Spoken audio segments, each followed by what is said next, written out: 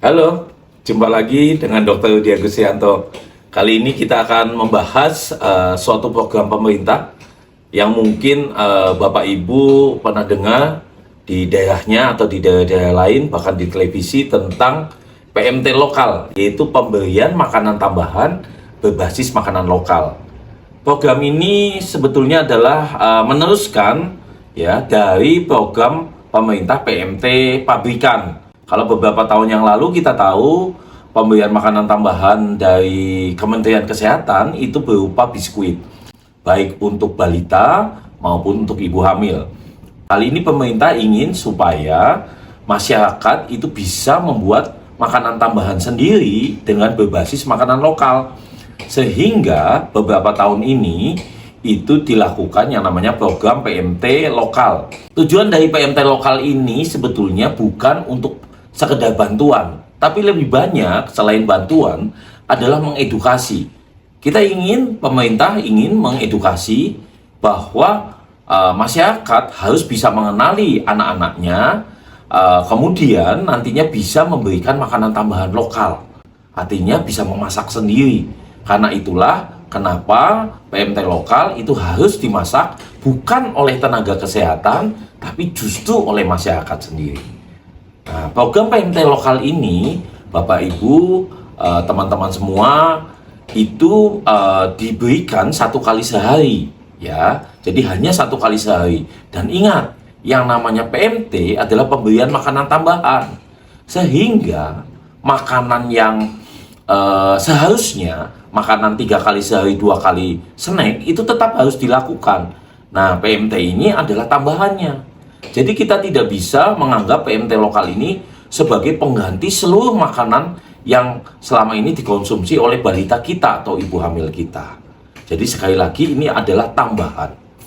Nah, PMT lokal ini nanti boleh berupa kudapan. Kudapan itu adalah makanan-makanan selingan, ya, seperti upamanya kroket ayam sayur, ya, kemudian makanan-makanan lain, krepes pisang, ya, yang sesuai nilai gizinya.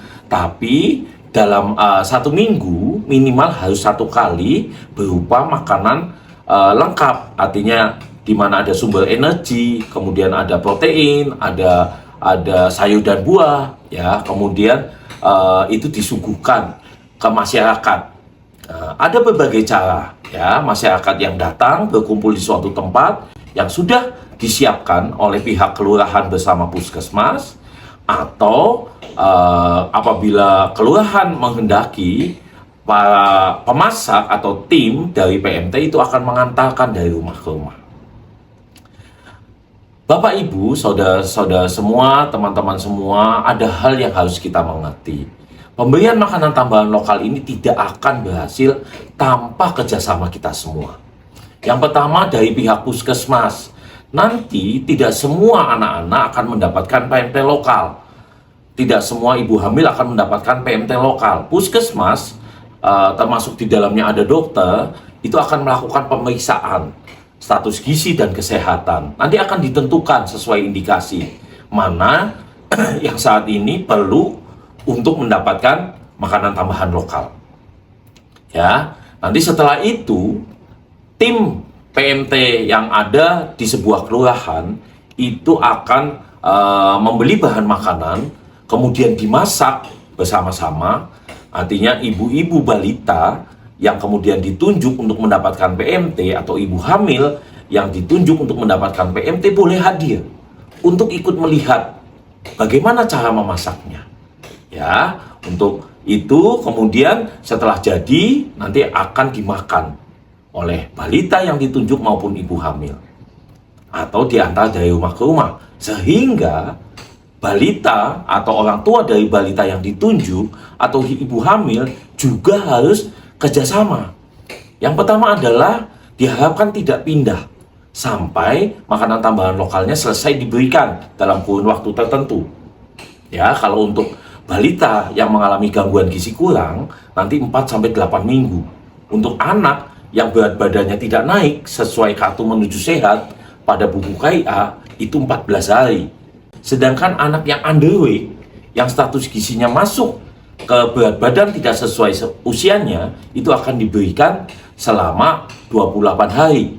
Sedangkan ibu hamil yang risiko kurang energi kronis, lingkar lengannya kurang dari 23,5 cm, atau yang memang sudah kurang energi kronis, yaitu indeks massa tubuhnya di bawah 18,5, itu akan diberikan selama 120 hari atau 4 bulan.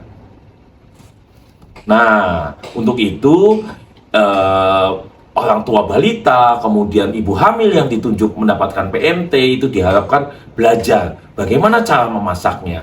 Kemudian setiap hari mau memakan makanan yang disediakan, ya, jangan kemudian berpindah-pindah, tidak bisa ditemukan, programnya belum selesai. Itu adalah kerjasama yang harus dilakukan oleh semua pihak supaya program pemberian makanan tambahan lokal ini mencapai tujuannya, yaitu yang pertama, mengatasi semua gangguan gizi pertumbuhan baik pada balita maupun ibu hamil. Yang kedua adalah masyarakat memiliki kesadaran bagaimana cara memberikan makanan tambahan, bagaimana cara membuatnya sendiri di masing-masing daerah.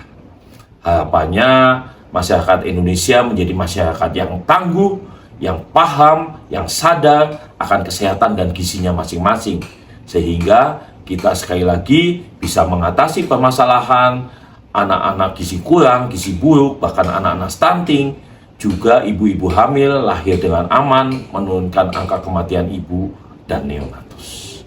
Demikian teman-teman, semoga bisa memahami apa itu program PMT lokal atau makanan tambahan lokal yang sedang digalakkan oleh Kementerian Kesehatan, dalam hal ini adalah pemerintah pusat. Semoga kita semua tetap sehat, kita menyukseskan program pemerintah, dan kita semua tetap mendukung supaya generasi emas Indonesia Merdeka tercapai di 100 tahun Indonesia Merdeka. Salam.